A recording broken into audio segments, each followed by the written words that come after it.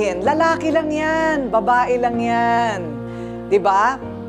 Pero sa totoo lang, yan ang nagiging mitya na ang pagkakaibigan. Masakit pa rin, 'di ba? Masakit, aminin na natin, masakit.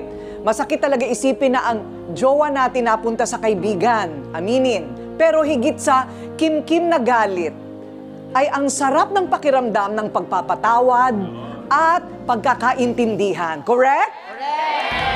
So ano man yan nakalipas na, harapin na lang kaya natin ang bukas na may ngiti at may importanteng mga leksyon sa buhay na natutunan mula sa isa't isa. Ayan! Ay, ang sarap naman ng pakiramdam.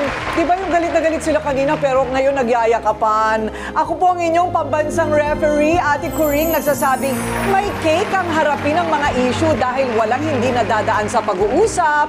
Basta dapat may mukha kang ihaharap dito sa